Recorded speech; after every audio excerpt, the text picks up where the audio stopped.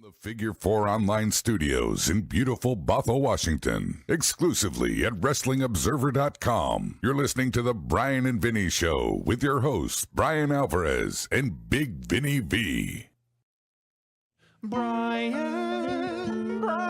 and Vinny, along with Granny and Craig and sometimes other people. Wrestling, tell me who and what's happening. Hanging between the business and storylines. Sometimes they're ripping as we're watching along. Did you see him killing that bloke on the outside? Tell them that they're paid by a con, and they'll say, Bryan and Vinny, along with Granny and Craig and sometimes other people. Bryan and Vinny, along with Granny and Craig and sometimes other people. It's Bryan Alvarez and Big Vinny V, and we hope that you enjoy the show. All right, everybody, it's the Bryan and Vinny Show. It is June 5th, 2025, figure4online.com/wrestlingobserver.com, and we got 6 hours of wrestling to review today. So we're not going to waste much time. But I would say, before we begin, that we just got the rating for the 4-hour Dynamite show from Brandon Thurston. And I don't know if it's good news or bad news, but the show did well. Oh, no. Yeah. That is wretched news. The show did well, and you know, this is the first ever 4-hour show, so all of the comparisons are comparisons versus whatever normally follows Dynamite. But, you know, the first 2 hours did very well. In fact, it started bigger than usual, and for whatever reason, it was the second half of that Mina Shirakawa-Toni Storm tag match and the MVP live promo. Big jump, way above average. Stayed above average, and all the way until, in the normal time slot, all the way until the end of the show, it was way above average. It didn't even have the plunge that it normally has at the end of the show. And then for the second hour, you know, the second hour, whatever follows Dynamite, usually does between 200 and 400,000 viewers, and it did way better than that.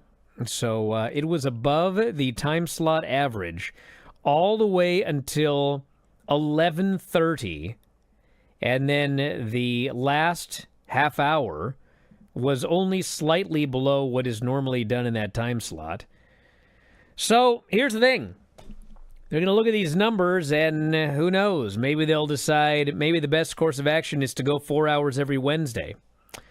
I think that on the surface, you know, they can argue that that's the right idea because it did very well. But I think the important thing to remember is that when Raw moved to 3 hours, that was a bad idea because eventually they eroded their audience. But it took a year before people started giving up on Raw when it went to 3 hours. For the first year after they went 3 hours, that third hour did great. And then it was about a year later, it just became too much for people. And so I think in the short term, it's possible they might decide a 4-hour block is the way to go, but I don't think long term people are going to sit through 4 hours of Dynamite every single Wednesday. And we'll find out how it does next week, because next week it is also a 4-hour block from Portland, Oregon. So we'll see how it does. All right, well, let's get going. We watched AEW Dynamite Fyter Fest. Boy, did we watch this. June 4th, 2025, from the Mission Ballroom in Denver, Colorado. They're not doing the thing where they show everyone arriving. I guess they've been doing this for a while. But Tony shows up in Actually, they haven't. They usually do this with WWE. Okay. This was somewhat new for AEW. All these people arriving. Yeah, Tony Storm invites Mercedes to watch her match at ringside, an invitation that we'd she would take up later. Tony Schiavone. So the show started with Tony inviting her to watch her match, even though it had been advertised as Mercedes would be there at ringside. Yeah. Tony Schiavone brings out Will Ospreay. These people were so excited to see him. He was so excited to see them. And they show the Swerve Ospreay brawl that happened after Dynamite leaves. Ospreay said it's embarrassing. Never wanted to fight with Swerve. Been great friends for 12 years. I'm trying to get everyone on the same page. We can work together for one bloody night, retrieve that belt, then kill each other. Moxley hates what AEW has become. Piss off, then, he says. People like myself, Swerve, Heyman, Tony Storm were the reason this company has momentum again. The only reason AEW sucks right now is our world champ. I gave Heyman my word. I will play a part in ensuring that title comes back. But maybe Swerve is a threat as well. Maybe he'll screw Heyman. I can't let that happen. If I had to be the one to stop you, Swerve, I love you, brother. But I will take a bullet for you. But I will take a bullet for AEW first. So he's called out Swerve for a fight. So this started out with him talking about how much he loved Swerve and what a great guy Swerve was. And by the end, he talked himself into wanting to fight Swerve. Basically. Okay. Yeah. Because he does love Swerve as a person, but Swerve is making decisions that would be bad for the company as a whole. So, strange new music hits. And Will, I love Will Ospreay.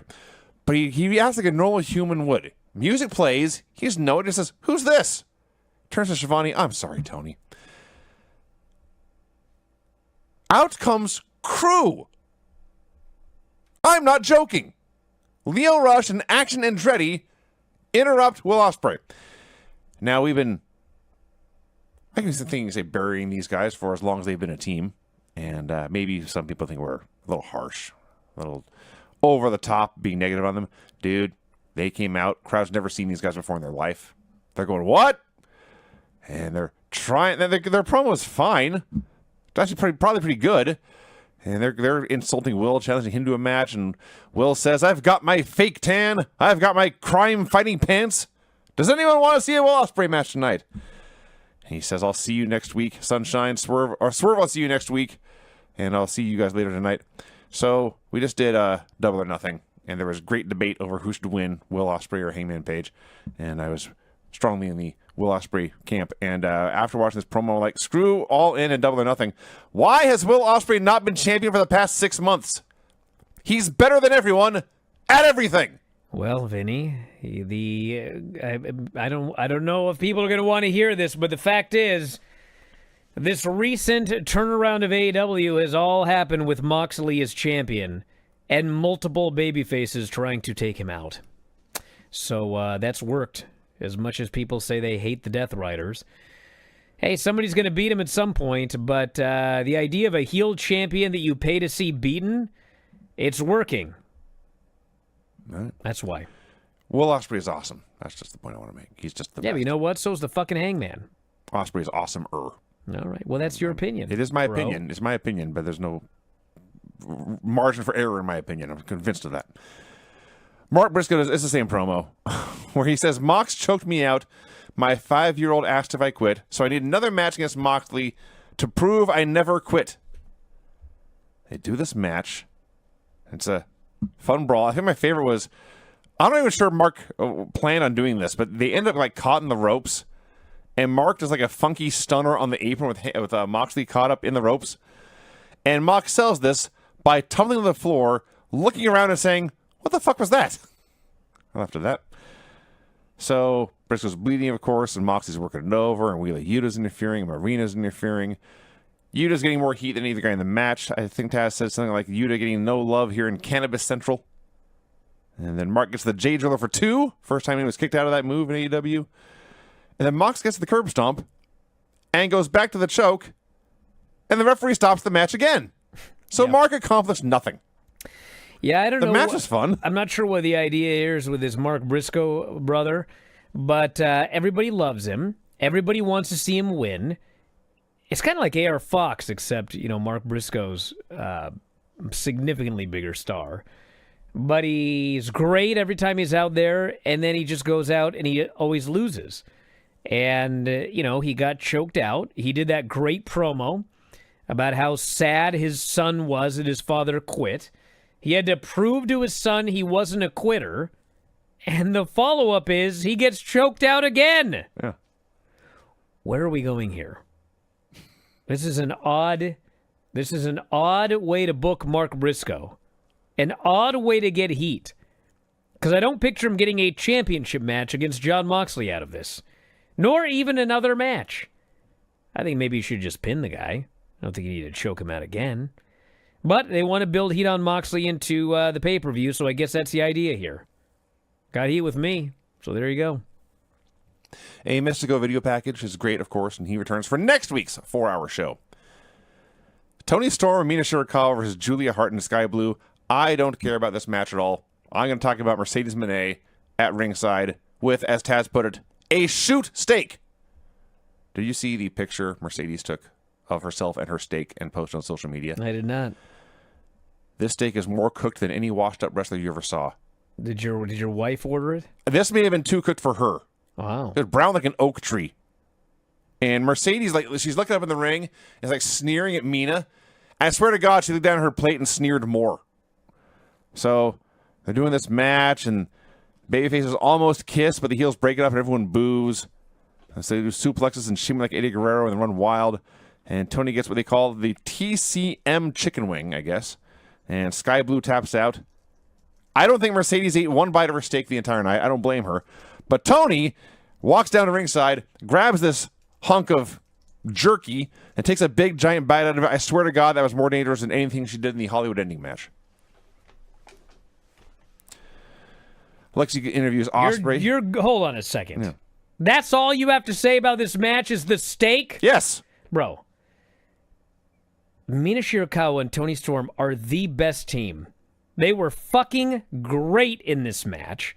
And I thought, like, dude, there have been some AEW shows that have had questionable crowds.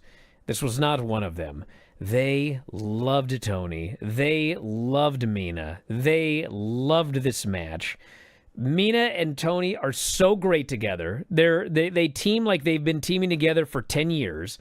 They had a really good match with Julia Hart, who is questionable in the ring of late, and Sky Blue, who just returned and is questionable in the ring of late.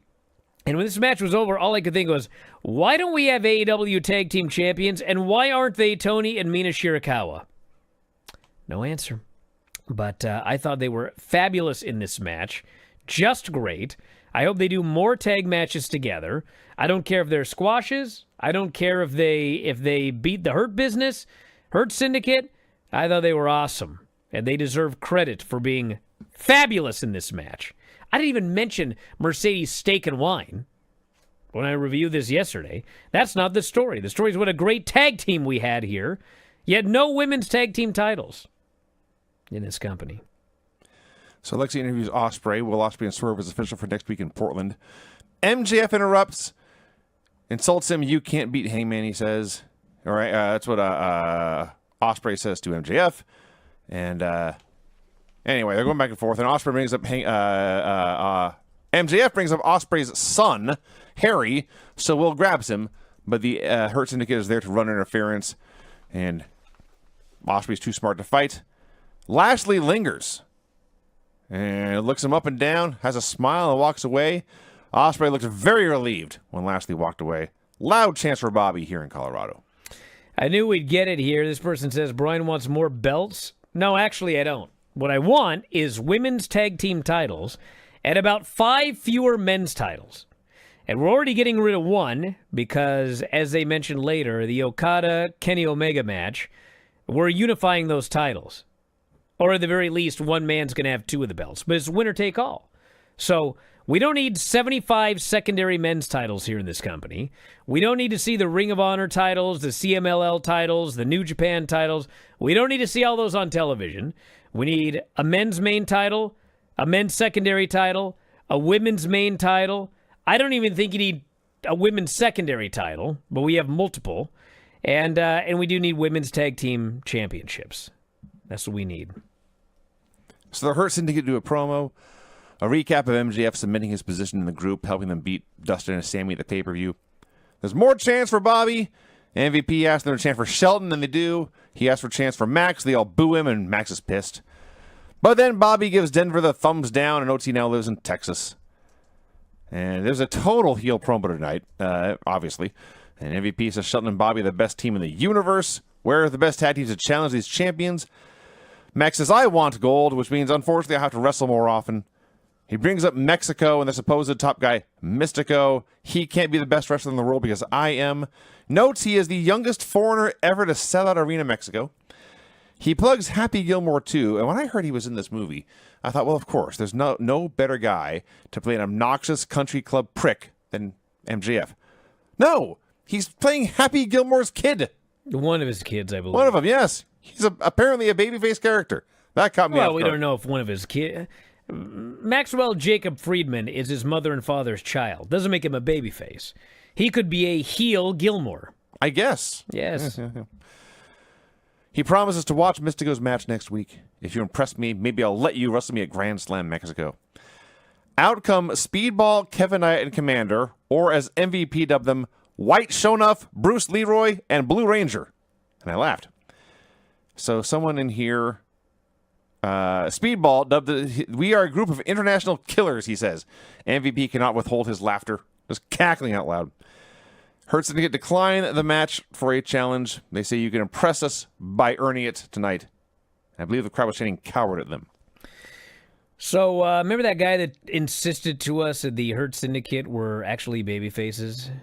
They're not. There have been a few of them, yeah. They're absolutely heels. Every week now they try to make sure the crowd is booing them, which is an improvement over what we've seen of late.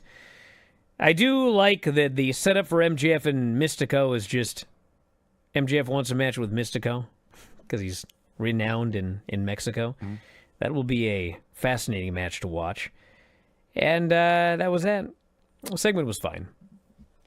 So it's Commander and Speedball and Kevin Knight versus... Actually, I gotta go back. Okay. Segment was fine, but is there a reason that I'm unaware of that the Hurt Syndicate are the tag team champions and they only deal with jobbers? Because there are no other tag teams. Every other tag team in the roster is jobbers. With impossible... FTR? Okay, there's one. Yeah, there's one. But... I mean, Takeshita and Fletcher just started being a team like on this show. Nah, they've been a team for a while now. Yeah. The point is, the main event tag teams do not interact in any way with the tag team champions. It's like a separate universe. These tag team champions are only going to deal with jobber teams and squash them. I mean, at some point, there's got to be some mixing up of this. All in is around the corner, and they have time to put something together. And in fact, they better do something. Because right now I can't think of anything for the Hurt Syndicate to do unless there's some payoff to the MJF deal that I'm not thinking about.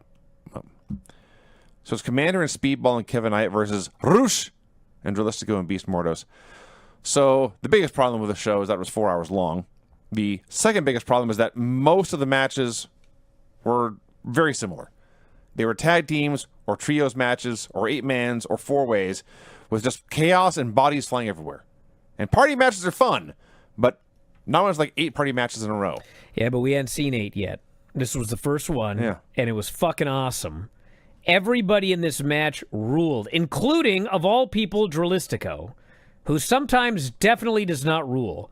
But he was quite great in this match. He had a springboard destroyer, which was awesome. He had a diving crucifix bomb off the top. He looked great. I like his head scissors driver. Rush is awesome. Mortos he's another guy. It's almost like Tony trolls us. Like, he all knows that we love Mortos, and we want him to win and get a push. So he's determined to just always beat him. He could have beat Dralistico in this match. There's no reason he couldn't have beaten Dralistico. But Mortos had to do the job again. And Speedball is always great. Commander was great. Kevin Knight was great. I mean, this was just a great match. There was a point where it built and built and built and built, and it felt like it peaked. In fact, it may have been a head scissors driver there. But it kept going for a little while, and it fell off. I thought, well, they missed the peak, and they're done. And then Speedball hits his double rotation kick, and Commander hits his roadblock dive, and Knight pins Mortars with a UFO splash, and the place is going just white hot crazy. I thought, well, maybe it went a little long, but it certainly peaked at the very end. That's for sure. I don't think this went long at all. This was awesome. Also, on the Sunday show, we asked LFI won their match on Collision. We're like, well, why? What's the point? And I should always know. When someone wins a match on Collision and you can't figure out why, the answer is so they can lose on Dynamite.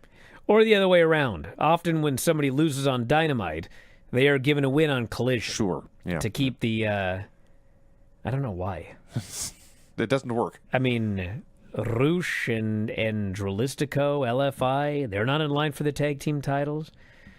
And even, honestly, Speedball Commander and Kevin Knight, they're not on, I mean, they're getting a trios match next week. No titles on the line. Not a tag title match. It's just a 6-person. Yeah, so Hurts, it comes out. We accept your match. We'll kick your ass now, too. But then a funny thing happened.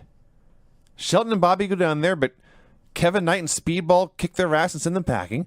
MJF gives it a go, and third dude, whoever it was, Commander, I guess, diving on him, sends him packing.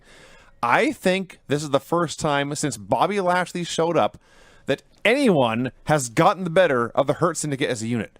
Yeah, they actually sold. Yeah. But that'll end next week. Probably, but hey, yeah, it was new, refreshing. Alicia interviews... Well, you pretty much had to, for crying out loud. I mean, Jiminy Christmas. It's Speedball, Commander, and Kevin Knight versus the Hurt Syndicate. Does any human living think they have a chance? No. No, so you got to give them something, and they did. Alicia interviews Paragon and Daniel Garcia. Adam Cole wants to do an 8-man tag against the Don Callis family. Danny says there's some things I want, and he eyeballs his old TNT title that Adam now has. But getting my hands on the Don Callis family is number one, so he accepts. Lexi interviews the Patriarchy. Christian says Nick Wayne had a tremendous showing at Best of the Super Juniors, but he did not win. 14 matches in 22 days, but no excuses. That kind of schedule would earn anyone a night off, but you aren't anyone. You are the son of Christian Cage, the ROH TV champion. You will defend your title tonight in Denver. Nick laughs this off. You did this before. It was light work. Cage says, you didn't let me finish. You will defend it in a 4-way. Bro, it's got to be a 4-way. I absolutely, positively, as basically Nick's uncle, hate this storyline with all of my heart. Dude, how long has this Patriarchy story been going on? It is time to pull the trigger. Years? Yeah. Nothing ever happens. And worse, not only is this being dragged out, but again, I feel like there is some storyline that maybe Christian has in his head that nobody else is aware of. I'm going to jump forward. So, first I'll jump back. Did we or did we not have that deal where Christian and Nick were having issues? And remember, Christian was gone and Nick was kind of in charge a little bit. And then Christian came back and he was mad about it. And then they had a match where he made Nick wrestle. And then when the match was over, he strapped the belt around his waist, right? And then like the next week, Nick won. But this time, he like put the belt on his shoulder and snickered and walked off like this kid sucks or whatever. And then like the next week, he just like dropped the belt on the mat and walked out on him. And now this week, he's proud of him, but he's not proud of him. So I guess to punish him, he's putting him in a 4-way. But he picks 3 losers for this 4-way. Literally people that never, ever are... I mean, Sammy had a win on AEW television in a singles match 18 months ago, okay? On AEW television, Air Fox has never won ever, and Lee Johnson has never won a singles match ever in AEW. So Christian, I guess his punishment, signs Nick to a match with 3 guys who never win. Nick wins, and then even though the last time this happened, Christian, like, didn't he put the belt on him? This time he dropped the belt. Now this time he hugs him. I'm like, what the fuck is going on? Do you like Nick Wayne or not? I don't know. One week you like him, the next week you don't. The next week you like him, the next week you don't. There's never a reason for liking him or disliking him. It's like, is he going to be a dick this week, or is he going to be nice to the kid? And there's like, what's going on here? What the fuck is going on with this storyline? And then, you know, we've been talking literally for years. We've been talking about, at some point, Christian and Adam Copeland are going to reunite, right? I hope so. Bro, it's been years, okay? Christian is going to turn babyface at some point soon. There's no indication that he's going to turn babyface. He hasn't done anything likable in years. How long are we going to wait for this? They're in their 50s. Yeah. Dude. The crowd's starting to chant things about Christian's hair. Where is Luchasaurus? Where's Killswitch? Okay, yes, I realize that he had an illness. That was months and months and months ago. He's been ready to go for months. Where's the guy at? Like, what's going on? This guy goes, it's been so long, Sting now has a long white beard. Correct! The last time they were wrestling Sting, he had no facial hair. Now he's Santa Claus. So anyway, golly, are we going anywhere with this? It is time to have something happen, yes. Max Caster does his open challenge. Powerhouse Hoss pins him in 47 seconds. I think he got one eye poke, and that was his whole offense. I don't even have the energy for this. No, we got no time, dude. Brody King versus Claudio Castagnoli versus Mascara Dorada versus Kenny Omega. So they did it. This is a very good match. And it was not just a random four-way. They established that everyone else is fighting honorably, and Claudio is a prick and jumping guys from behind and stuff.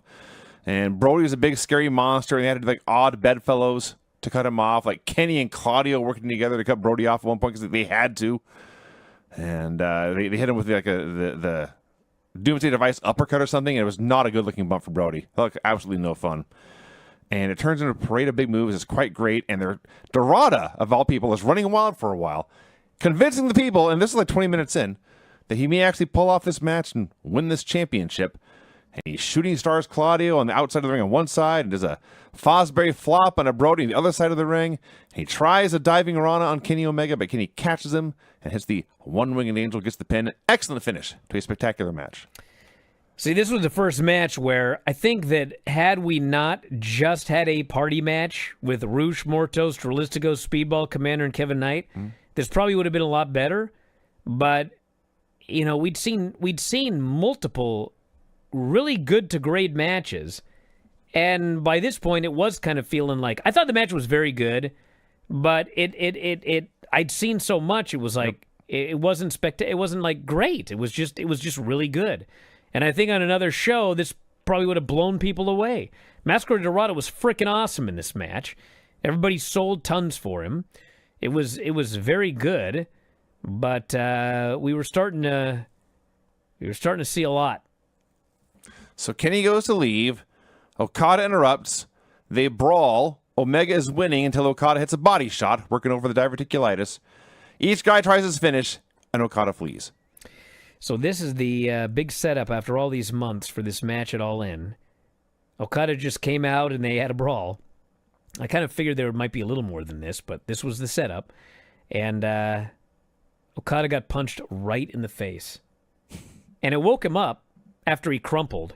But, like, if you watch it, they're like, throwing shots and everything's good. All of a sudden, Kenny Omega throws his left-hand jab, and he just fucking tagged Okada. And Okada just fucking crumpled.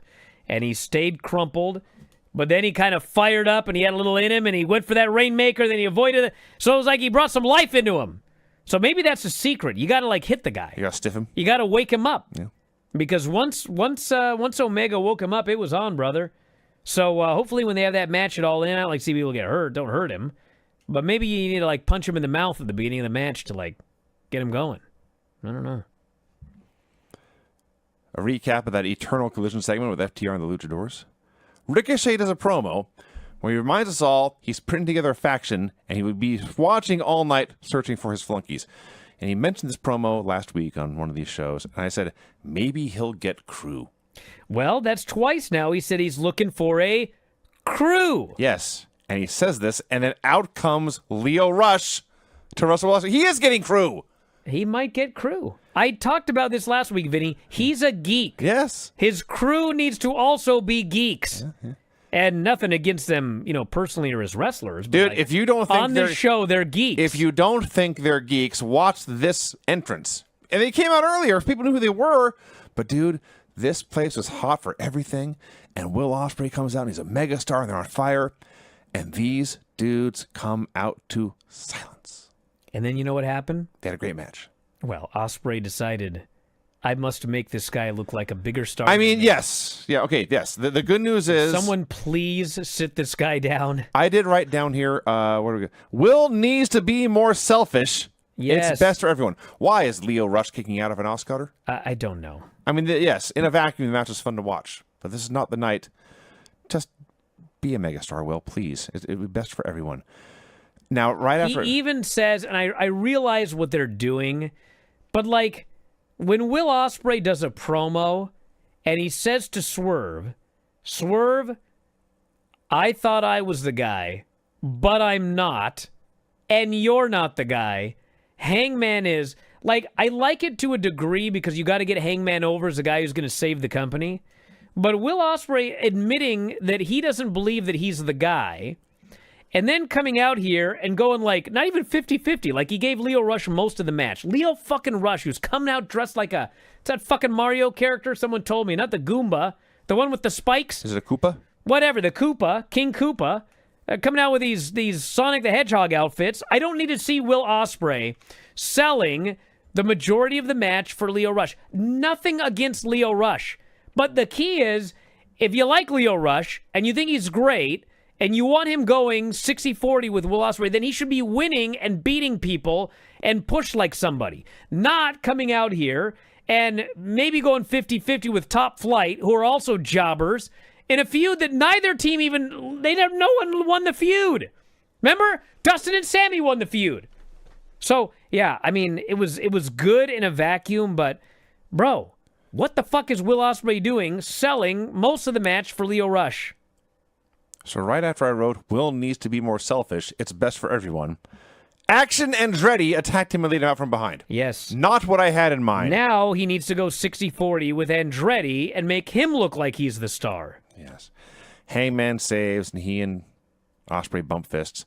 Hangman sticks around for a promo. Ospreay has my back, I have his, but I do not need his help to win the title. I don't need help from him. I don't need help from Swerve, the worst person in the world. I promise to you I will never need nor accept help from Swerve Strickland. He's running down Moxley and soon finds himself surrounded. Moxley's in the ring. All the other Death Riders are at ringside. Ospreay goes running back with chairs, and the Death Riders retreat. I thought this was a good promo by Hangman. Although we got a babyface here that's he's going to end up being a liar.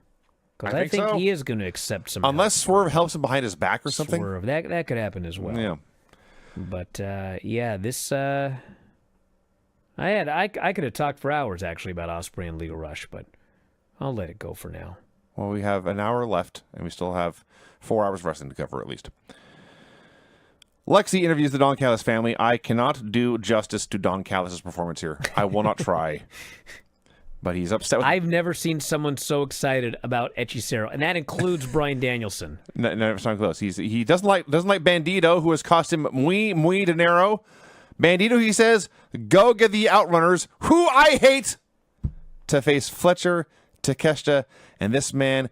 And the speech he gives is so over the top and so hyperbolic, not just in content, but in delivery and emotion. The best luchador in the history of Mexico. It's so big and grandiose, this speech. I thought there was going to be some kind of punchline. You thought El Santo was going to come out from the grave? Or Caminito or something? But no, it's Hechicero, a guy who is on AEW regularly and wins sometimes. Sometimes. I'm not sure he's ever won a singles match. He's won here and there, usually against other luchadors. Atlantis Jr. and Templario versus FTR. Dude, we're talking about matches going 50-50 or 60-40. This is 99-1 in favor of the luchadors. And it goes on and on and on. And they say, Tony Khan's a huge announcement. Do not change the channel. They begged you. And every time it looks like FTR is going to get the advantage, they are immediately cut off and look like goofs. Even the crowd is like, okay, you can get the heat now. We're ready. And then they just hit a Shatter Machine out of nowhere and win. Yeah. They tried a Shatter Machine, get countered. Dax goes to trip somebody on a suplex. Cash falls on top. I think Dax was supposed to hold the leg down, But the guy fell He too was. far inside the ring? Yeah, they were way too far So away. trying to be a clean pin on a suplex? It was a clean pin for a man falling on you on a vertical suplex. What a weird match. It was, but you know what? I have much less of a problem with this because at least Atlantis Jr. is a son of one of the all-time legends of Lucha Libre, and him and Templario are two of the bigger stars in CMLL. So fine, okay. It's not like, you know, Well, the crew who, if we actually watch the show, we know they're two job guys. Yes. Yeah. I assume that Atlantis Senior will be facing FTR in some form at the Grand Slam Mexico I want to show. see Dax versus Atlantis Senior. They might do singles. I'd pay for that. They could do that. Yeah. The thing is, this Dax is like he is so great. Cash is great as well, but Dax is actually more well-rounded because he's figured out when he was a babyface, okay? When he was a babyface, you could tell that as a person, he really wanted to be liked, okay? And so he would do these promos and he would do stuff on social media, and it was always this maybe pandering isn't the right word, but the shucks, blah blah. Well, now he does it as a heel, and it's incredible because the people hate it. He's second to Don Callis when it comes to getting heat on the mic. Yeah. And in the ring, he is absolutely incredible.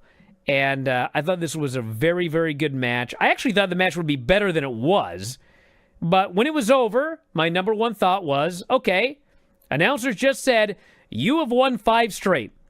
Well, here comes Stokely. He's going to cut a promo on Hurt Syndicate and MJF and MVP. No.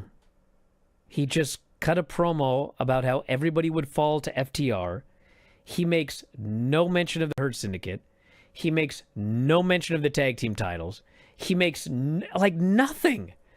It's like, why are they winning all of these matches if it's not even mentioned that they should be in line for a tag team title shot? I don't know. Baffled. They're just wrestling luchadors. It was a very strange segment start to finish. A Tekla hype video. There's shots of Japan. There's shots of spiders. And by Japan, I mean like the streets and people walking around and just culture. And then she lays out Jamie Hayter last week. And there's shots from Stardom. And they say she was fired for attacking the president of that company. Kyle Fletcher and Konosuke Takeshita and Hechicero versus Bandito and Los Outrunners. It was another fun party match. More of the same. This is the one where like they go through commercial. Turbo gets a hot tag and gets a bigger reaction for doing body slams than anything else in this match. And he goes body slam. And then I think it was Takeshita's last. I think it was Takeshita. He's the biggest. He goes to body slam Takeshita, but he can't. So what's the spot? I'll try to lift you. Don't move. And then I'll try again. And jump as high as you can. Yeah. That's actually the spot. He tries to lift him, but he's too heavy. But on the second try, he like almost throws him in the air and slams him. The place went fucking crazy for this body slam. And then Bandito was isolated for a while, and the Outrunners returned to save. And it's like, okay, wrap this match up, folks. No, I was liking it. I thought this was great. They went for the son of a bitch elbow, thwarted. And then Kyle, who for whatever reason, he was barely in this match. It was like Takeshita and Hechicero worked almost the entire match, and then Fletcher got in for like the last 2 minutes, hit a brainbuster, got the pin, and again, Fletcher and Takeshita are the team, the tag team. They got another win here, and no mention whatsoever of a tag team title shot. Instead, Fletcher will now be facing, of all fucking people, Anthony Bowens, who now him and Max Caster, both job guys. They're both losing streaks. Yeah, because Anthony Bowens is in line for his 3rd straight loss. And, I think I don't know if this is working for these guys. A recap of Megan Bayne and Penelope Ford beating Anna Jay and Harley Cam in a street fight last week. And then we find out that Megan and Penelope have beaten Anna again tonight, are dragging her out on stage. Penelope orders Megan to throw her off the stage, but Ty Mello returns to save. I do like they've had the deep modulated voice saying Ty Mello, just like her husband Sammy Guevara in his music. And so she goes out with a stick. Actually, it's like Hobbs. Him actually the same gimmick. Yeah. When they said it, I actually thought Hobbs was coming out to save whoever, Anna Jay. You hear Hobbs' music a lot more often. Yes. And does have the same gimmick, but I'm pretty sure the intent is to match her husband. That would make more sense. Anyway, she attacks with a stick, and they're separated, and that's that. Lexi interviews Anthony Bowens and Billy Gunn. Because it's the Pride of Pro Wrestling Month. We need big moments. Kyle Fletcher knows big moments, so next week I should whip Kyle Fletcher's ass. Let's go celebrate Pride of Pro Wrestling Month. Billy says, yeah, I want to celebrate, and they leave. That was their appearance on the show. Are we really doing Pride of Pro Wrestling Month, and he's going to just start losing to all these people? Is that really where we're going here? It's a poor month. I mean, that's a lot of... I got it again here. 2 shows a week. Bird here says, people chanted with Max, although they did add until they didn't. Can someone do me a favor and, you can do this on Twitter or whatever. I want a side-by-side, okay? I want a side-by-side video. I want Max getting the people, 10% of them, to quietly chant along with him. And then on the other side, I want the Acclaimed doing their Scissor Me Daddy Ass. I want you to put them side-by-side so everybody who's going, hey, this is working for Max, he's starting to get people to chant with him, can see that it's not really working all that much. He's got a couple chants. Fuck. He was way more over. They were both 50 times more over with the Acclaimed. I don't care if you got sick of the Acclaimed. Every act in this company goes on way too long. They were way better off. Another 4-way. Sammy Guevara versus Lee Johnson versus AR Fox versus Nick Wayne. Maybe they could reunite him to get married at the end of Pride Month. I could do that. The fans were inexplicably chanting AR Fox's name. Maybe this will be the night he gets an actual win. And then they got tired. It's a 4-way. Only one guy could possibly win this match. We've seen party matches all night long. Even Blake Christian, even in matches he is not in, he must still get all his shit in. That actually happened. He's in there in out of nowhere. He just showed up to do a flip. Yeah. So everyone hits big moves for a long time. It comes down to Nick Wayne and AR Fox. The announcer's like, oh, we know these guys hate each other. With no explanation of that whole storyline. I know it was 2 years ago, but you could do a refresher. And AR dives on everyone, but Nick catches him with a fisherman buster and wins. And my takeaway was they did more to try to get AR Fox over than Nick Wayne in Nick's win, which is a theme in a lot of AEW matches. Okay, are you ready for this? I don't know what this is, so no. Okay, in his entire AEW career, his entire AEW career, AR Fox has won 0 singles matches on television. 0. He has won a tag match with Swerve Strickland.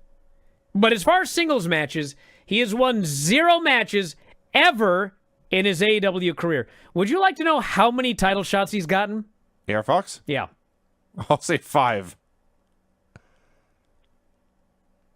9. He has got a trios title shot, a TNT title shot, a trios title shot, a trios title shot, a trios title shot, an international title shot, an international title shot, a trios title shot, and an ROH World Television title shot. Despite winning 0 matches ever, 0 singles matches ever in AEW on television. That's impressive. So next week for the other 4-hour show. Oh, but I also want to say that four-way, I understand the point because this week Christian hates Nick and wants him to fight 3 guys. But you pick Nick and any one of those guys and just do a one-on-one match would have been way better. Oh, yeah. And it would have been a good showcase for Nick that just came back from the Best of the Super Juniors, as opposed to a showcase for AR Fox. And then beating him. Yes. So it accomplished nothing. Next week, on the next 4-hour Dynamite, Swerve Ospreay 2, Mystico returns, the Hurt Syndicate versus Speedball and Commander and Kevin Knight, Kyle Fletcher versus Anthony Bowens, and Tony Storm versus Julia Hart, which had me asking, if that's the match they're going to do next week, why didn't Julia get a pin in tonight's tag match? That's a good question. Tekla versus Lady Frost. Finally, after all these years, a successful debut. It's short, and for the first minute or two, it goes back and forth. It was not back and forth by the end. Tekla catches her with an elbow to complete death. and Lady Frost goes down.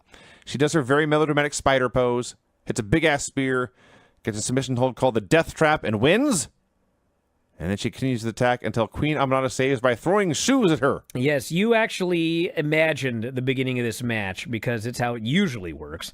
But in fact, Lady Frost got exactly one move in, a boot, and the rest of the time was absolutely murdered, squashed, and then murdered again afterwards. That is how you debut somebody. When this was over, it was like, my God, Tekla's going to be in line for the winner of Tony and Mercedes. As opposed to the usual debut, which is, the jobber looked better. So this was good. It happens a lot. And then Queen Aminata does a promo backstage. She knows everyone new is trying to make a name for themselves, but she is the one and only African queen. And in Africa, we stomp on spiders left and right. She challenges Tekla for next week. Yeah, that's why Queen Aminata threw a shoe at her. Yes. So you kill a spider. By throwing a shoe at it? Sure. Yeah. Hey, listen, there's some people that they'll throw a shoe from a long way away as opposed to getting close. I do my best to get them outside alive because I like spiders and I hate bugs. And spiders eat bugs. So there you go. A recap of Omega and Okada brawling and the major announcement. Tony Khan's major announcement is made by Tony Schiavone. Yeah. And the major announcement is the match we all knew was happening at All In for like this entire year is in fact happening at All In. Kenny Omega versus Okada. They did make clear it is winner take all. It's actually better. Okay. The big announcement is Okada Omega at All In, a contract signing next week, and a video package. They the reason I'm laughing very hard that there will be a video package next week. They're talking about during the main event. They're talking about the contract to sign next week, and Nigel says also there's going to be a video package. You gotta tune in. Yeah. Thank you, Nigel. I appreciate it. Yes, we're laughing, but we're sincere. Well, kind of. I got to say one thing about the beginning of this show. So I'm all about recaps, you know what I'm saying? And I know Tony is petrified of recaps because he thinks people are going to turn the channel or whatever. So I think that, we're going to have to try to come to an agreement here in some way. I don't get too mad and he tries to do them. But they had a video package at the beginning of this show. It was for the Swerve Ospreay angle on Collision. Remember they had that angle backstage? Yes. Okay. So they go, we're gonna see a recap of what happened on Collision, okay? So if you recall, that video package, the angle on Collision where they argued backstage, it was maybe 50 seconds. At most a minute. They showed up, they had words with each other, and, that was it. They threw hands. Yeah, but it was less than a minute. The whole thing was less than a minute. Yes. They couldn't even air 1 minute. They chopped that fucking thing up like they got that segment down to about 8 seconds. It was like they showed Swerve saying 4 words, then they immediately cut to Ospreay in the middle of saying 3 words, then they immediately and there's a brawl. I was like, you can't even air a 1 minute recap of a 1 minute angle? You have to chop that up on a 4-hour show? But the answer is yes, they did. And so the main event, in all seriousness, RPG Vice and Lance Archer and Josh Alexander versus Paragon and Daniel Garcia. These Paragon blokes, every time, they're always put in the position where everyone will be dead. Yes. They got the death spot at the pay-per-view. They got the final 15 minutes of a 4-hour show, which, by the way, did in fact die in the quarter hours. Yeah, I saw them come out and was like, well, but between all 4 of them in this meaningless match, exactly like every other match in the show, nothing on the line, didn't matter who won or lost, and I thought they knew no one was watching all 4 hours of this show, and they had to do something in this match, and these poor dudes were put out there to die. And then they did a fucking overrun. Fuck you! Okay, all right. I sound like Dave, but I'm actually gonna defend this. It's not even a defense. Are you ready for this? Technically, Dynamite had the overrun. Collision just went 2 hours. Oh, it started late and ended late. Yes. Gotcha. That's the official explanation. What is there's a hammer right here I can hit you with. Dude, I didn't make the decision. Don't yell at me. All right. Why does everyone take everything out on me? Just telling you. You're here. Just telling you what happened. I mean, the match was... It was fine. It was 4 great wrestlers having a party match. Everybody was exhausted, Everyone was including tired. me. Nothing mattered. Cole pinned Rocky with a boom. I'm like, okay, so Adam Cole's TNT champion with nothing going on. He pins a guy to build a challenger, but no, the challenger they're building to is Garcia again. Because no one ever moves up or down the card in this show. Down sometimes. No one ever moves up. And so Cole and Garcia have a feud for the TNT title. The title switches. They just keep on feuding. We've seen this match before. We're going to see it again. Yes. And then you mentioned Fletcher and Takeshita are a tag team. Well, they come out at the end of the show. Are they going to challenge Adam Cole? Well, they need to challenge somebody because they ain't going to be the tag team champions. I guess. Yeah. That was... Hey, listen, long. I got to say, 4 hours is a long time, and I had a couple of things that I obviously, if you listen to this review just now, I questioned a few things. But at the end of the day, I very much enjoyed this 4 hours. It was too long, but like there was nothing bad on the show. No. The matches were all good to great, and I don't want to see it every week, but I thought, they did a very good job. If you have to book a 4-hour show, they did a very good job. So there you go. And we don't have to watch Collision on Saturday now. I guess that's true. We have 6 other hours of wrestling to watch that day. We also watched WWE NXT, a show that had some ups and some downs. Dude, this show fucking sucked. This was one of those shows where when it was over, I thought, you know what? A few qualms. I felt when it was over like I felt at the end of that Dynamite review. Some qualms here and there, some things I didn't like, some things I questioned, but overall a good show. I reviewed this on Observer Live, thinking that going in, and I think I hated almost every single fucking segment on this show for various reasons. So, I'm ready to go. A recap, and I need recap so badly these days. There's so many shows I can't keep track of what's going on. Ethan Page beat Ricky Saints for the North American title last week. Trick Williams was confronted by Mike Santana. It is funny. And I'm not picking on Vic here because he's just doing his job. But Vic Joseph is the NXT announcer saying Mike Santana has to save TNA by winning their championship back from an NXT guy. Yes. There's some strange logic there. But then, 2 hours later, when they're actually having the match, he can't figure out why the fans are cheering Santana.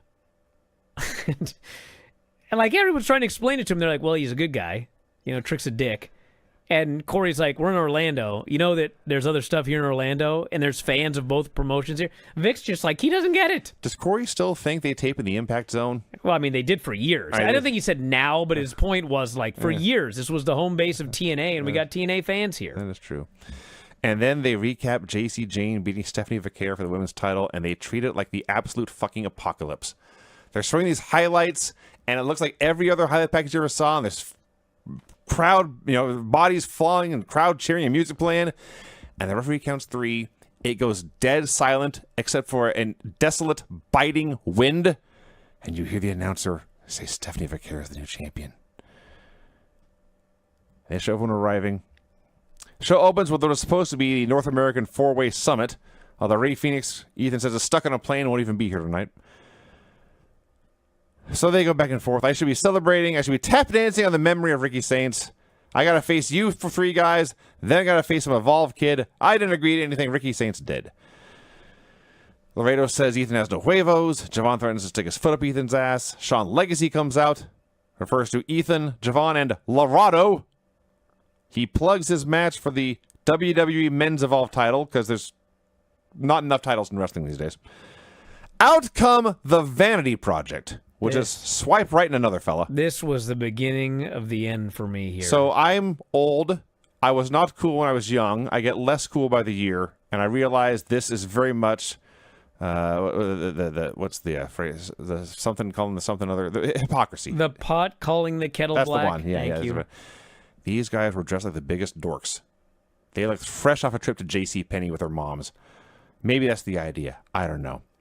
So a brawl starts. The faces at Triple Topes, and they just keep on brawling as the announcers plug a trios match.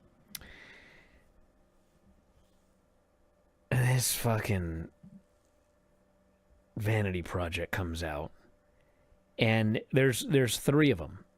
There's the guy that looks 12, his fucking partner, and some other dude. Okay. they put the following graphic on the screen. The Vanity Project. I'm like, who in the fuck are the Vanity Project? And not once during this opening segment do they say the name of anybody in the Vanity Project. At this point, I'm like, all right, at least they got a match coming up. They better fucking identify these guys. I understand that Evolve is on Wednesdays. You want people to watch Evolve and not watch Dynamite? First off, that's not happening, okay? But, like, no one's watching it now. I don't have any idea what's going on in Evolve, okay? A small handful of people are, but there's like 700,000 people watching NXT every week. Who the fuck are these people? And this was just the beginning. Just the beginning. Vikingo is here with another championship, the AAA Mega title. I will say one thing about this dude. He always looks so happy to be wherever he is. And the fans are happy to see him, and it feels like a big deal. Chase U versus Dark State. Yeah. Everyone was going 5 zillion miles an hour. It was so fast, I couldn't even tell if it was good or not. Nothing was clearly botched. I guess that's good. This was a match where they choreographed the match because it was all green guys, okay? Andre Chase never tagged in. The only actual veteran in the six-man never tagged in. So it's Kale Dixon, it's Uriah Connors, and it's the 3 Dark State guys. I still have no idea who they are. And it was a match. And when it was over, I was like, what the fuck do I even write about this match? Okay, I'm not the only one. No, and all I wrote was, nobody stood out. That's true. Okay. Yeah. Now, I got to make a comment because you ridiculed the swipe rights outfits and such. Yes. And we're old. Yeah. Okay. You know how things come back into fashion and everything? Yeah. Well, apparently mustaches are back. And mullets. And mullets, yeah. Okay. Yeah. So here's the thing with mustaches, okay? I realize I'm old. So for 30 years, okay? For 30 years, people have been making fun of people with mustaches, right? Pretty much, yeah. They say, hey, what's with the 70s porn stash? You look like some creep from the 70s, you know, whatever. They say much worse things than just porn star about mustaches, okay? Well, these youngsters grew up. They didn't grow up in that era. And so I guess they've decided that mustaches are cool again, all right? Yeah, yeah. So you're starting to see people wearing mustaches on their face. You know what I'm saying? Mustache. So this is the thing with mustaches that I'm going to try to help you youngsters out, okay? Even in the 70s, nobody liked mustaches, okay? Even in the 70s, only creeps in porn had these mustaches, okay? The only people in the 70s that could actually pull off mustaches, and the 80s, were like burly. Magnum PI. Yeah. Yeah. You know, Magnum TA, Magnum PI, Don Fry. You got to be like a big, thick, rugged dude to pull off a mustache, okay? All the skinny guys in the 70s that could barely grow a mustache but did it anyway, they looked like idiots then too. So I was scrolling Instagram or whatever, and I came across these guys. They do dad jokes. Have you seen this Instagram? I've seen dad jokes. It is fucking amazing. But anyway, one of the guys that does these dad jokes, he's got a mustache, okay? But he's like a big kind of burlyish dude, and he can pull it off, okay? But like Uriah Connors, who's Finley's son, he's got the goddamn mustache. But he's a skinny guy. He's got the undercut from the 90s and a ponytail, but he doesn't have thick hair. It's like kind of thinnish hair. Not like he's going bald, but it's just like not thick. So he's got very this stringy hair. He's got this preposterous, and he's got the mustache. And it's like, you are impossible to take seriously. Do you understand? And the funny thing is, like, he's talented and he's charismatic, but this look is atrocious. It's atrocious. So I don't know what it is, dude. I know things come back, and things come back in style or whatever, but like a lot of these old styles that went out of style, they went out of style because not enough people could make them look cool. Some people can, most people can't. So if you're listening to this and you have a mustache, talk to someone you trust and find out if you can really pull it off. About 10% of you can, the rest of you can't. It's a public service announcement. So Sean Legacy and Javon Evans and the Radio Kid are all bitching to Ava. And she responds, I'm not making this up. There's 4 of them, 3 of you, 8-man tag. Yeah. Now she does, at least at the last second, count. And tells them to find a partner. This is something she loves to do. So they book a match and then quit halfway through the booking and say, "Go find your own partner." Yes. I'm not doing my job anymore. This character is by design. Okay, there's no way it's not. Her character is like a young, 20-something who's got a job, but they're half lazy about it. Like, she'll do half the work, but not the other half. And the funny thing is, in real life, she announces the match, but doesn't announce who's in it. She just says 8-man tag. And then as she leaves, thank God for Javon. He's smart enough to realize she didn't say the names. And so he says, looks like it's us against Ethan and the Vanity Project tonight. It's like, thank you, Javon. Yes. Good job. And then thankfully for everyone, Dragon Lee happens to be walking the halls of NXT this week in his gear, ready to go. So he's the 8th man, I guess. Now these people on the board are worried about their mustaches. Did you hear what I said? Find someone you trust who will tell you the truth and ask them if your mustache looks good, okay? 10% of you, it's gonna be fine. You may even wear it well. You ever seen Don Fry without his mustache? Warren Moon without his? Bad times. Yeah, that guy in the Big Lebowski, the old guy. What's his name? Sam Elliott. Sam Elliott. Can you imagine him without his mustache? That'd be weird. For 10% of you, the mustache is going to make your look. For the other 90%, it's a disaster. So find someone you trust to find out if you pull it off or not. They showed Big Lebowski in the North Bend Theater last night. I Wish I could have been there. I think that movie gets better every time I see it. Probably does. It's incredible. Sarah interviews Trick Williams. Trick says Santana is the standard of TNA, but the standards have changed. For 20-plus years, TNA has been searching for the one to make them legit, and now they have him. Oh, Jesus Christ, he may be right there. Tamira Mensah-Stock. I'm going to go on strike. No, her name is Tyra May Steele. She is not Tamira Mensah-Stock, Olympic gold medalist, even though she wears red, white, and blue and wears her fucking Olympic gold medal. How about TMS? Can I go by the initials? Fuck, dude. I'm so irritated. You know, the other thing is, I want to find... You've been ranting about this for months, but now it's like she's going to be a regular part of the show. Now it's in my face, and I can't, pretend I don't hear it and see it. I want to find some really rich guy who decides that he wants to start a wrestling promotion. I want to accept the offer to be the booker. I want to demand he set aside $3 million so the moment her contract comes due, I can sign her and push her as Tamira Mensah-Stock, not Tyra May Steele. So she's wearing her Olympic medal in the women's locker room earlier this week. Ariana steps up to talk about winning beauty pageants and not talk about yourself so much. There were no graphics for anyone involved here. This week's most stupid storyline in wrestling, and topping Mr. Stone and TNA, that's saying something. Miles Bourne versus Charles Dempsey in a rounds match where Miles has to win to get out of the group. Yes. He does not want to be in the group anymore. Ironclad contract.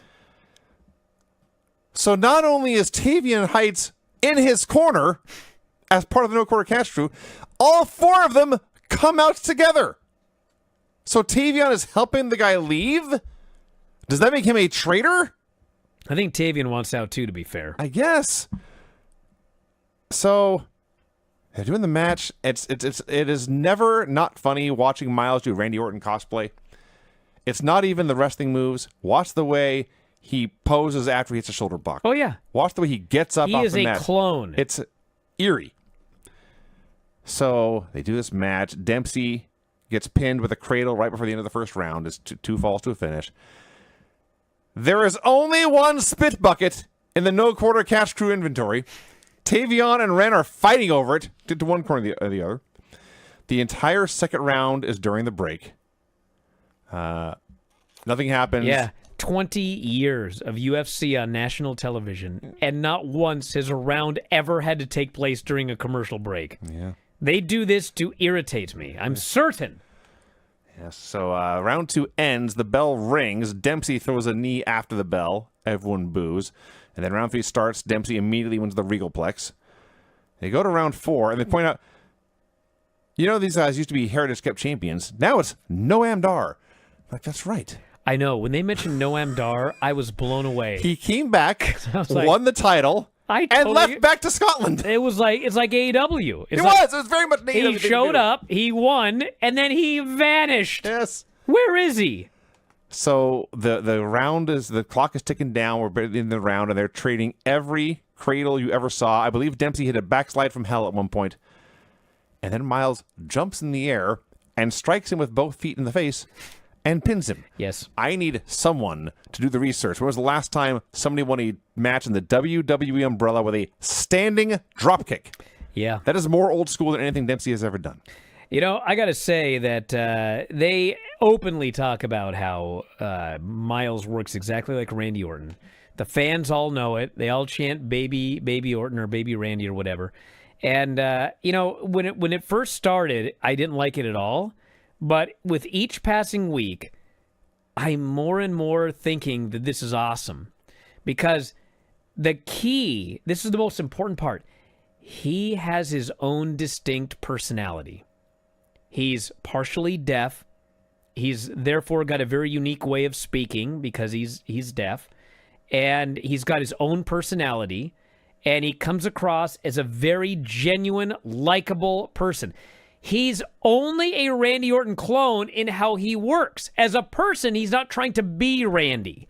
Well, he'll probably get the same tats, and I think he's dating someone that looks exactly like Randy's wife. But the point is, his personality is different. I was watching this match, man, and as much as I liked the drop kick, I thought, you know what? If he would have hit a fucking RKO... this place would have lost their shit. And I do think that the day needs to come. First off, the day needs to come where Randy Orton shows up and they go face to face. Because this fucking place, the walls will melt. And if he ever wins the NXT title, there should be no teases, there should be no preview, nothing. He just needs to hit that fucking RKO and win the title. And it'll be an unbelievable pop if that ever happens. So I'm all in on Baby Randy at this point. So Miles is free of the No Quarter Catch crew, but Tavion leaves with him. Yeah, because Tavion wants out too. Okay. Yeah, they've been arguing about it on TV. Okay. Yeah. So speaking of things that make no sense, the 3 dudes in the culling are having a meeting when Izzy just walks up and drops the Virgin with a chair. Just smacks with the bat, kills him, he's dead. He was like, what are you doing? So apparently, Izzy Dame can book matches now. She lets them know, I have changed our match from a trios match to a tag match. Also, I have moved it to next week. Then she explains her actions here. The Virgin was never fully invested in the culling. If you're not in, you're out. And the other 2 dudes look at each other and say, you're right. And they're like, what the fucking fuck just fucking happened? Vinny, calm down, dude. I realize I'm seeing your point about how most of the show sucked. What played on television was weird and goofy. But I want to make it abundantly clear, I'm not advocating for this, nor do I want it to happen. But tomorrow is Friday. And if I had to venture a guess, I expect to wake up and see that the Virgin has been cut. Entirely possible. That is what I think happened here. Because this doesn't make any sense otherwise. And I can tell you that there's a lot of people in WWE right now very nervous about Friday, because Friday is cutting day, and they have been cutting of late. I understand that, and I like the Virgin. I don't want this guy to lose his job at all, but it would have been better for the viewers if they had just written him off. He's just gone. We don't need an explanation. He just doesn't show up one time. Well, they did that on Monday with Carlito, and people complained about that. So I see. Tyra May Steele versus Ariana Grace. Where to begin? I'll tell you where to begin. Tekla and Lady Frost. One of these was done right. One of these was done wrong. Yeah. God bless her. Could you pick a worse first opponent for Tyra May Steele? Dude. Especially if you're going to be going 50-50 for a while. Do you realize in the last 10 days, I have watched 3 Ariana Grace matches. I deserve some kind of award. So Tyra May Steele comes out. I had to listen to Micro, his intro, like 6 times. I thought he said she was from San Juan. He said she was the winner of LFG Season 1. She's not an Olympic gold medalist, Vinny. She's the winner of LFG. That's an impressive achievement. Yes. Yeah. So Ariana, oh my God. Like, she's rotten at everything, but the short arm clothesline she did in this match was probably the worst. Well, the biggest issue is she's a shooter. I think in real life she probably is. I'm sure she is, but if you watch this fucking show, which I'm forced to do every week, she's a beauty queen who is, like, no good at wrestling. That's the fucking storyline. And much like her father, will probably be a lot better as a shooter. So I made the comment on watching Impact about how Ash by Elegance, the former Dana Brooke, has been doing this for over a decade and still like she's playing a wrestler in a sketch comedy show. Ariana looks like she's playing a pro wrestler on a children's Muppet show or something. Or a cheap local appliance commercial. It's not good. It's not getting any better. I can't evaluate anything Tyra did. She did like a cool throw and a takedown and one with a German. She but just Germaned her. Yeah. What the hell is she supposed to do? It's Ariana Grace. I don't know. This was not a killer showcase for No. Tyra May Steele, LFG winner. Yeah. Recap of JC winning last week and everyone being shocked like it was Brock breaking Undertaker's streak or something. Sarah interviews Mike Santana. Goddamn this Mike Santana. Goddamn, TNA is saving NXT. They did it. They totally did. Yeah. He was fucking awesome in this interview. Trick's not a fighting champion. He's a pretender. I'm fighting for everyone who's ever set foot in a TNA ring, says something in Spanish, fires the crowd up. Fighting for my baby girl at home. I promised her I'm coming home to TNA champion, and to her I don't break promises. Can we stop making promises to little children that are being broken week after week? I guess Golly. So. But in a vacuum, goddamn, this was great. Yeah. So Toxic Attraction comes out for a promo. JC's celebrating being champion. I was always getting better, staying ready. Honestly, kind of a babyface promo. Fallon and I started this business together. She's like a sister. We decided it was time to run the play. And Fallon is subtly still kind of unhappy about being... Yeah, she's not all in. Yeah, but she's by the side. And then a fan jumped the rail with a microphone. Yeah. They had a graphic for this fan. Identify her as Lainey Reed. Who the fuck is Lainey Reed? Can I say something real quick? I want all of the fans that do this listening to know that I do appreciate it, okay? I had multiple people like messaging me on Twitter and emailing me and texting me about who Lainey Reed is, okay? I appreciate it, everybody. I really do. But and you can continue to do it, but this isn't your job. Right. It's their job. She jumped the rail, and it's like, who in the fuck is Lainey Reed? I have absolutely no earthly idea. And she's just like cutting this fucking promo. And I'm like, what? And then Jordan. She talks about Stephanie Valkyr. So it's the segment, everyone comes out, I want a title shot. No, I want a title shot. Jada Parker comes out to the biggest cheers in the building. Oh, yeah. Yeah.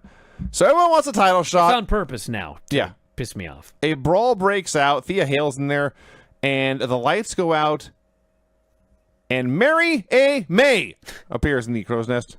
She also wants a title shot. And the deal is, the segment ends, Mariah May is up in the crow's nest, and the opposite side of the building, all the women have the brawl. In the ring is Fatal Influence or Toxic Attraction, whichever. And on the apron, still there, is Lainey Reed. Yeah. So it appears the answer to who the fuck is Lainey Reed is she's the first person Mariah May can beat in NXT. Maybe. I can only assume. Why the hell? Dude, the entire roster was out there. Only 4 of them were left standing tall. I guess 5 if you count Mariah. Stevie Turner, we are told, is the Evolve Prime Minister. Wow. Not the commissioner, Jesus. not the GM, the Prime Minister. That's important. She has the entire Evolve roster in the locker room saying, someday you might make it to NXT. And Callie Armstrong is their champion. God bless her. She has 3 seconds to speak. She gets her own name out there. And good for her. Exactly. Yes. And that was her up. That was it. They let us know that... I did the math, by the way. It's not even math. It's just counting. Do you realize that on the main NXT roster, not counting Julia, Stephanie, or Roxanne, who just called up, not counting any of the Evolve women, Lainey, whatever her name was, Just NXT women. 24 active women on the NXT roster. I'm pretty sure like SmackDown's got like 13 and Raw's got 17. They have so many women. And they're adding women from the main roster, and they're adding women from Evolve, and probably AAA. Actually, we know AAA for Worlds Collide. There's a lot of women. Yes. They alerted us that Ricky Saints has suffered acute trauma to his larynx. His larynx. That's what Vic said. Yes, he did. Yes. Ethan gives his crew a pep talk, but they're only interested in women's, so he just rolls his eyes at them. Javon Evans and Shawn Legacy and Laredo Kid and Dragon Lee versus Ethan Page and Vanity Project. Okay. They call out the Vanity Project, and what do they put on the screen? The Vanity Project. They don't tell us who these... There's 3 guys unidentified. So I watched this match, and I thought, all right, fuckers, how long before you tell me who these 3 guys are, okay? So I'm watching this match, and I'm waiting, and I'm waiting, and I'm waiting. And Booker T has no idea who they are. He has absolutely no clue. Corey Graves, I also don't believe has any idea who anybody is, because he keeps talking about these Evolve stars, and then he'll say, that young man, but he won't actually say a name. So I'm waiting, and they're like going back and forth and doing moves and spots, and finally, Vic mentions Drake. Like, who the fuck is Drake? Canadian rapper. Is that his first name? Is that his last name? Is it Drake Maverick? It could be him, too. I mean, who the fuck is Drake? James Drake? Then, Smokes. Okay? So my first thought is, Julius Smokes? Oh, yeah. He's not here. I'm sure of that. He would stand out And in then this I group. think about it. I'm like, okay, hold on a second. Smokes. Who the fuck is Smokes? Oh, that's right. Smokes is the other guy in Swipe Right. The one that's not 12. I still don't know what his fucking first name is. And then they mentioned Brad. Brad is the baby. Brad is the guy who looks 12. Yes. I remember that one, okay? So, like, I'm just watching, and I'm waiting, and I don't think they ever said, except for Brad Baylor, they did say. They said that enough that I remembered off the top of my head. Huh? They never said, I don't think, anyone else's name. I'm just watching this going, God fucking damn it. We're not watching Evolve.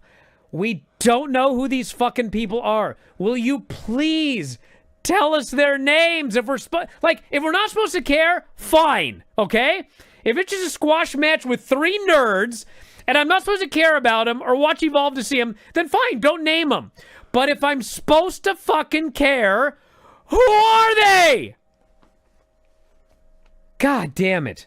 And then worse, it's like it's supposed to be an Evolve showcase, but they're so green. It was? And they're trying, these like Javon, Shawn Legacy's great.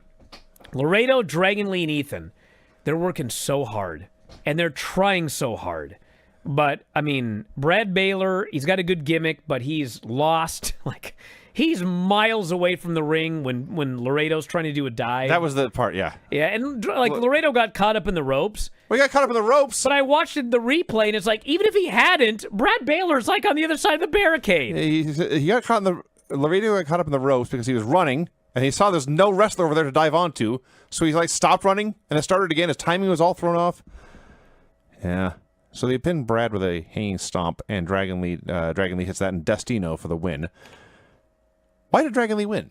Does he have something coming up I'm not aware of? The other guy's all challenging Ethan. I don't know. Did we talk about the luchadors in the crowd? No. You have guest stars from AAA here. There's 3 of them sitting together. There's Aerostar, who I'm vaguely familiar with. Yeah. Octagon Jr. Yeah. Seen him. Self-explanatory. He's the son of Octagon. And a third fella. Mr. Iguana. Yeah. And he's on Worlds Collide. His face. Thank God. I need more Mr. Iguana in my life. What did Tom tell me today? He did an interview online, and they asked Mr. Iguana, what do you do in your spare time? And Mr. Iguana said, jiu-jitsu. And then another one of the questions was like, what do you fear? And his answer was bugs. And I was like, wait a second, you're a fucking iguana. Yeah, so Isn't that what they eat? He's sitting there. It's like me saying I'm afraid of steaks. He's bald, and he has paint all over his entire head. It's not face paint, it's head paint. He's sitting there with his tongue hanging out like an iguana. His hand is an iguana puppet. And he's just sitting there like this the entire time. They cut back to every time they cut to him, his tongue's still out. Yeah. He's living the gimmick of a shoot iguana. Yes. That's why he doesn't like bugs. Best part of this match. I can't wait to see Mr. Iguana on Worlds Collide. Obafemi meets with Stevie and Mr. Stone. This is the contract signing with Jasper Troy. Ava didn't show up, and they never explained why. So, Jasper says this is the first time you've ever had to look up at a man you're facing, which is not true. He was in a three-way with Dijak and Josh Briggs. I'm pretty sure he was the shortest guy in that match. But he doesn't care. They sign, and that's it. That was easy. Yeah, he goes, no matter if that is snap a twig or chop down a tree, the result will be the same. It's like, that was a fucking great promo.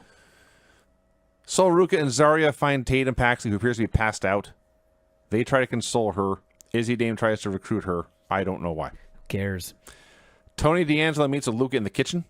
God, these segments are atrocious. Like, I got nothing against Luca, but he's a terrible actor. And the problem is Tony is a great actor. So if you had two terrible actors, it'd just be kind of like a funny segment. But you got like a great actor and then a terrible actor. And so the terrible actor looks like he's even worse.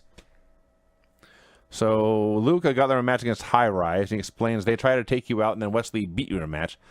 Tony says, we're supposed to be family. You didn't get my consent first. And Luca says, we're not really a family anymore. So Sol Ruka, Zarya, Tatum Paxley, Tony D, and Luca Crucifino, all of whom are on this show every last single fucking week, all got graphics. But Smokes, Brad Baylor, and I still have no earthly idea who the third bloke was. Not identified at all. Thank you. So next week on NXT, it's Obafemi versus Jasper Troy and Shawn Legacy versus whoever is North American champion. The main event of this show was fucking awesome. God damn, this was the best thing on the show. This was so good that when it was over, that's why I thought I loved this show. I see now, I have gone through the exact same process.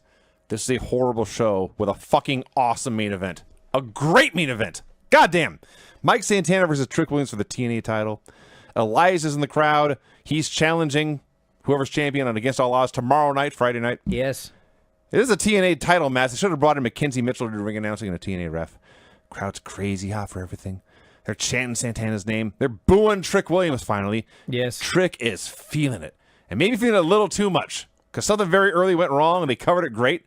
After that, everything was fine. But they're chanting, Trick, you suck, Trick, you suck. And Trick, Beat that Trick. Beat that Trick, beat that Trick. They had such an awesome heat segment. Where Trick grounds him with the submission hold. Santana's fighting to escape. The crowd's cheering. And Santana finally gets out and does like one or two moves. And Trick does something big to cut him off right back to the ground again. This is a heat segment designed to make you want to see the babyface fire up and escape and make his big-ass comeback at the end. But not be boring. It's a very fine line to walk. They did great. So finally, Trick starts throwing chops, but Santana no-sells and fires up like Sting. There's a strike exchange. Trick Williams breaks out some fucking capoeira. But then gets DVD'd onto his brain. Place is white hot. Santana's going through his big moves. Rolling buck 50 gets 2. 450 splash gets 2. So Trick rolls outside where he confronts Elijah, takes his guitar, smashes it against the stairs. So Elijah's hot. This distracts everybody. Meanwhile, on the other side of the ring, First Class from TNA, which is the former Top Dollar. I could not fucking believe that Top Dollar and AJ Francis, or I'm sorry, Casey Navarro. Yeah. ran in on an TNA main event on an NXT show. Yes. And they lay out Santana, throw him across the announce desk, throw him back in. Trick hits a one knee to the back and the trick shot knee to the face, gets the win. This match fucking ruled. This is the best match on NXT or TNA TV in weeks and weeks and weeks and weeks and weeks. Awesome stuff. Trick Williams, 1 year ago, was miles better than he had been the year before that. Yeah. And he's miles better now than he was 1 year ago. Because he's out there working all the fucking time in different places. Yes. Not just NXT. He's had main roster appearances. He's had TNA appearances. I mean, they're getting this guy working with different people, different agents, different matches, different scenarios. And he's fucking great. He's fucking great. And they're giving him the opportunity and he is delivering. Yes. He's awesome. He's tremendous. Huge Trick Williams fan. That was great.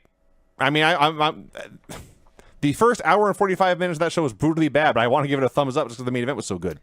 You know, before we go, I got to mention this is a very special week, and we got a lot going on. And it is the week where it really hit me that every January I do a prediction show, and I ask people to predict what they think is going to happen in 2025, and everybody comes up with good predictions, bad predictions, goofy predictions. Look at what we've seen this week, dude. Did anyone predict there would be a 4-hour Dynamite? Did anybody predict that Trick Williams would defend the TNA title on an NXT show against Mike Santana, where the winner is going to face Elijah on a TNA pay-per-view a few days later? Did anybody predict WWE would be running 2 shows in the same day? Anyone predict that WWE was going to buy AAA? Did anyone predict that Mr. Iguana and fucking Pagano were going to work a WWE show? The Young Bucks were on Raw in a video package? That's all this week. And that's like, fuck. Dude, there's like 50 other crazy things that have happened this week. What a world. What a business. So anyway, we got a lot to come. We're going to be back on Saturday night. Vinny and I are watching both shows. We're going to do Worlds Collide, have a barbecue, and then Money in the Bank, and then do a show. And I'm going to try and watch Against All Odds and SmackDown tomorrow. I ain't watching TNA tonight. I just need a break after 4 hours of AEW. But a lot coming up, everybody, so check it out. And that's it. We'll talk to you again after a while.